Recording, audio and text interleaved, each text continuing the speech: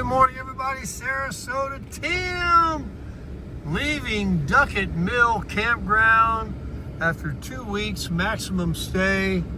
I am out of here. Back up there is where I was. I'm just leaving the dump station. All tanks are sparkling clean and empty. Sparkling clean as much as they could be. There's Lake Lanier. We're going to another campground on Lake Lanier, so we're not going far. And we're going to be checking in later today. I'm leaving now because, let me turn the camera around and I'll show you what I'm talking about. I'm leaving now because I'm meeting my daughter, and we're going to go do the homemade apple pie, fried apple pie search, and go to all the apple orchards, make videos. And then today, later, we will check in at the next campground, of which I'll review and reveal then. I don't want to jinx it. This is where I drop off my thingy. This.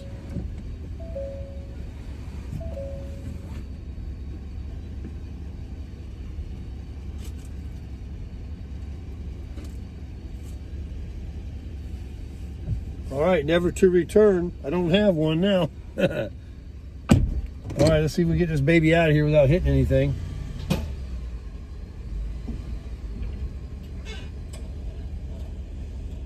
All right, coming on out. So I spent quite a bit of time this morning talking to Google Gemini and Grok about PSI, air pressure, in the truck and in the camper. And I've got a lot of stuff to report. A lot of good news and a lot of confusing information I got from this Grok guy. This Grok guy, believe me, you better double check him. He'll give you wrong directions. He'll give you wrong information. Seriously. So he swore up and down that my tires, my Goodyear Endurance tires, are 16-inch tires, when I know, in fact, they are 14-inch tires. So he's telling me to blow them up to 80 PSI, which would blow them up. So anyway, I won't go into the whole thing, but I finally gave him the correct size, and he gave me the correct information, but I really didn't trust him. So I went to Google Gemini. Google Gemini, if you don't have that, download that. It also retains memory of what you said previous. So if you add additional questions after you ask one, it remembers what you were, talking about. It just doesn't elaborate a lot and do like Grok does. But it speaks to you, and it's so much better. It's like Google Maps on your car. You never use Apple Maps. You always use Google Maps. Some people like Waze. But this Grok, while he's fun to talk to and stuff and everything, it's Gemini is way more accurate. So just make sure your information that you can do too. So anyway, we got the tire pressure deal, the recommended speed I should drive, all the basic common sense stuff. I just wanted to have it, backed up and reinsure me. So I'm going to be driving 60, not even 65, 60 to 65 tops, towing. It just makes sense. And I'll have PSI 60 in the front of my truck, 65 in the rear, and 65 on all the trailer tires. No less than 62. And I'll be good. So, cold. Now the problem is you check your tire pressure and then you drive to an air pump, because if you don't have one to do it right then and there, then you have to compensate and blow them up a little higher so that when they cool down, Anyway, let's get off the tires. What I'm most ecstatic about this morning, and I talked about it already, is the water leak that I had in my camper. I believe I've solved it 100% without doing and buying a single part, with the exception of my water pressure regulator valve that you hook to the spigot on the outside of the camper. Not on the camper, but right on the spigot of the water source you're using, whether it be your home, a campground, whatever, RV park. Screw that right on. So when you turn that water on, it doesn't allow the water just to blast into your camper and pressurize the lines when everything is off. It's one thing when you're taking a shower and you're doing dishes and the water can flow, but when you shut your faucets off, then that water is just sitting there pressuring, to come out. For 2 years, almost since I've had this camper, to date, I've had most of that time a defective water pressure regulator valve, or it's intermittently worked. I think it's been basically broken shortly after installing it. Whatever blows up in there and cuts off the water to regulate it stopped. And I must have one hell of a good built camper, which I think I do. I know I do, because the weakest link was an area in the bathroom that I could see, not under my sink in the kitchen, which I don't know where those things are, behind walls somewhere, and it's not under the shower. It was right under where you can see it and get to it, under the sink in the bathroom. And it was one line, the blue line, the cold water line, that would drip and run down the hose and drip off onto the floor. And I discovered it when, I guess it wasn't full 2 years. It was a while after having the camper, and all of a sudden I saw a puddle of water, and water runs to the to the low side of wherever your camper is level or not. That's where the water runs. So fortunately, it didn't run down into the hole where the pipe comes up out. There's a hole there down into the floor in the middle of the camper. It ran outside into where I stand, outside my sink. And I said, "What's this?" And not knowing anything about anything, I have no skill set on mechanical things, I just stared at it, but knew I had a leak and was alarmed. So I'm looking for the lines, I'm Googling everything, I talked to the dealer, I did all these things, and I'm living in it, so how am I going to take it in? That was a big problem. So I just said, it's such a slow leak, and sometimes it doesn't do it. I guess that's when the water regulator valve was working. I just put a hand towel, folded it double wide, and it took forever before it was completely saturated. A drop at a time, a couple drops, depending on where I was and how much water pressure there was. Some of these places, they got some strong water pressure. Anywho, apparently I got pretty good water pressure at my RV park. So here's what's really stupid of me.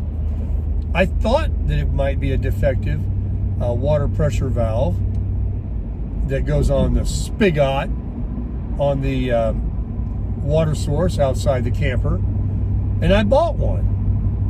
And then I took it back because I said, mine's fine. Let me get my $12 back.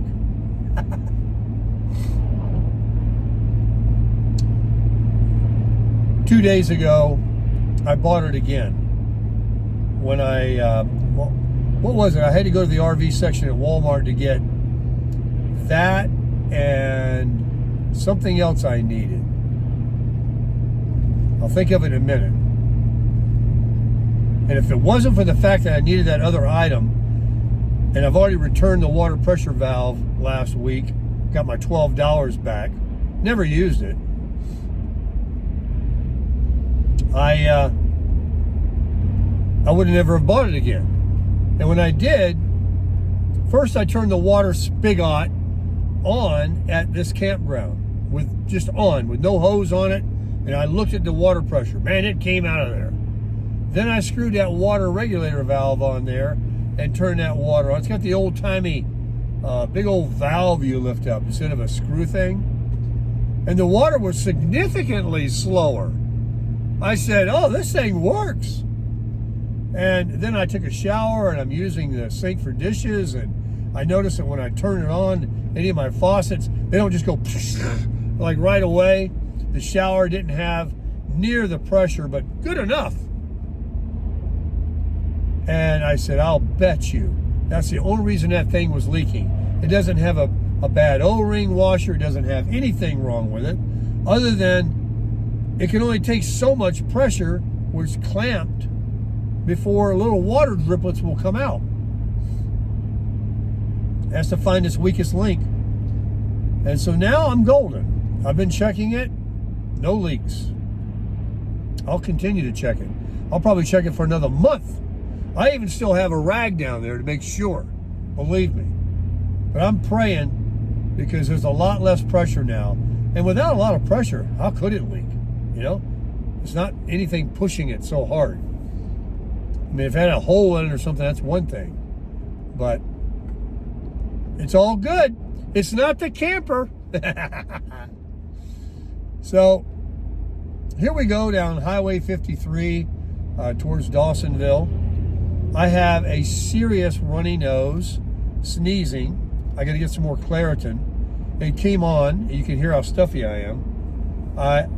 My nose is chafed from wiping it so much.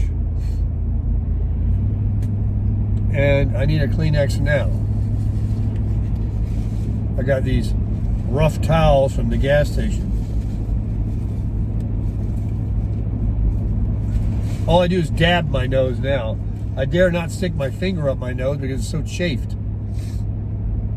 Anyway, great morning. It's 57 degrees according to my truck.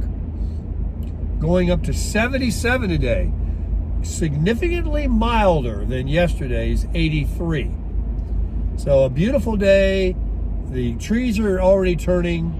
I'm going to get you a really good video driving over the next several days.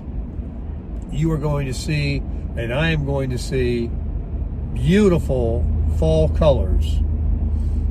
I mean, they're already popping everywhere. I'm seeing it. I got up at 4 in the morning, every single morning. 4:30, almost on the nose. And I get up. Because I can't just lay there. And then, of course, by 8 or 9 at night, I'm nodding off. During the middle of the afternoon, I need a nap, especially after I hike.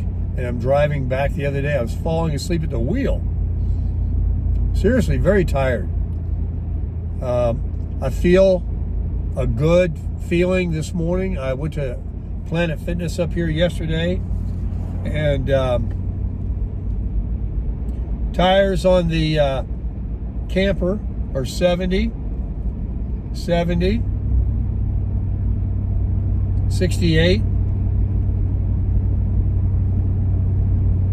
and 70. This is what they gave me when I bought my camper. Everybody that buys a Microlite gets this. It's a TMPS, or TPMS, I'm sorry, tire pressure monitoring system. And it'll warn you if you have it set, like if it goes down below like 10 pounds, then you'll get a beep. So you can pull over before you just go flat. Awesome thing to have. The truck, it has, you have to stop in order to see it, but you do have a low pressure light that'll come on if your tires are low. And speaking of tires again, Google says don't drop the front tire pressure, because that really doesn't change under load. It's still supporting the engine. Leave it at 60. But the 65 I have in the rear of this Super Duty, they say take it down to 45 or 55 if it's empty and I'm not towing. Because 65 is what Ford has determined to be the maximum perfect tire pressure to handle maximum towing load, gross vehicle weight. So driving around like I did before, I had dropped all four, and I noticed my gas mileage was lower. I will leave the front at 60, but I'm going to drop those rears to 50. It'll help some from 65. So I'll be doing that after I de-hook. I need somewhere close by where I can get air before I have to hook back up. So I might have to just leave them until I'm home, deal with it when I drive around,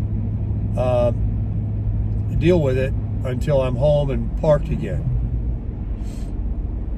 Very important on the Gull Wing too. 41 rear, 36 front. Been investigating tires. You can buy 2 rear tires. You will buy 2 rear tires to every front tire. So it's $700, $800 mounted, balanced, and 2 tires for a set.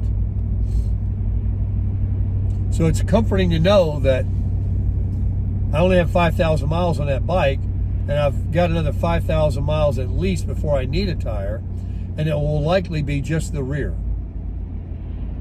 for about a little more than half of the 700. So that's good.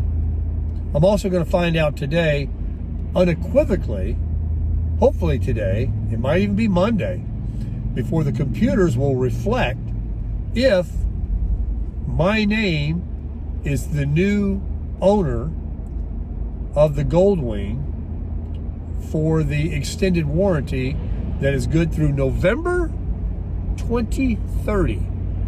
Full warranty.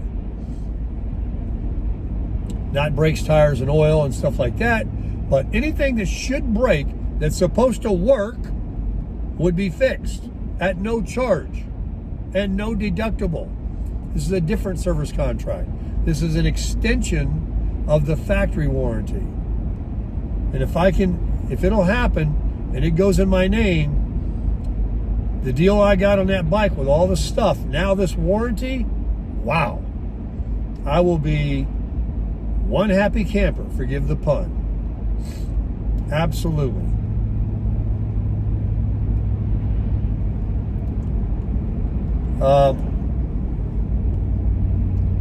So this is just all a update camper tire video.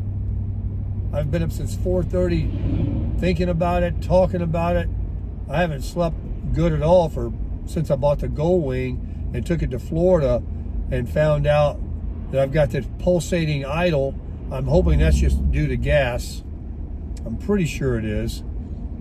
But that windshield that stopped working, that apparently on the forums, that is an issue and for a lot of people. And I want the motor replaced. I will take it to my local Honda dealer at home and get it replaced.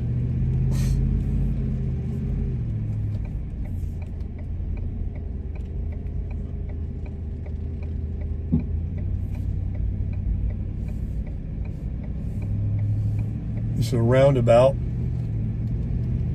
Beautiful day, folks. 55 degrees. Gotta love it. Oh, it's 90 in Florida. I was watching the Tampa news this morning. My cable is still connected to the area of South Florida. And it's like 87, but that means 90. There's humidity down there. And when I took the bike down and I felt 90, I was like, get me out of here. I was not acclimated after being up here. I can only imagine when people fly down there in the summer on a vacation from wherever they live, even if it's hot where they're at, and they land there and they go, this is a new hot. It's just like that desert heat when I was in Laughlin. That's some horrible oven heat. I'd rather have the humidity in Florida. That's unbearable. I don't know how people do it. You know, it's triple digit too. We don't ever get, I mean, it might be a heat index of 102 or 1, but there it's actually a Fahrenheit of 105, 110, 115. Yep. Gas is full in the truck. We got a text here from somebody. My phone doesn't alert me with a sound when I have Apple CarPlay on. And I just have to notice a little red dot on my screen. And it's one of my subscribers talking to me. So we'll go ahead and call this one quits. I'll get it uploaded. I'm in Wi-Fi area. I'm praying, folks, that my new campground, which is closer to the 400 over here, is going, I'm sorry about how stuffy I sound, is going to be closer to Wi-Fi or T-Mobile internet, tower signal, and so I can get my videos uploaded. All the hours I spend at the campground here at Duckett Mill was the reason you didn't see 5 or 6 videos a day from me. You know, and morning chat. What's the point? It's going to be noon chat by the time it goes up, because there's literally, you know, 0 to nothing internet there. So good riddance to that. Not that I wouldn't stay there again, but man, that's really annoying when you're a YouTuber. And you know, I work fine for smart TV and surfing the web on my phone, but as a upload strength to the social media platforms, terrible. So, all right, let's get over here. Let's park this camper in one of these parking lots until check-in time. My daughter's going to pick me up, and we're going to head over to. I got to make sure I got everything I need out of the truck, and we're going to start videoing the homemade fried apple pies. We're going to be picking them up. 4 or 5 different apple orchards, and also videoing the orchards, probably walking around, probably buy a few apples, just having a good time today. Crushing life.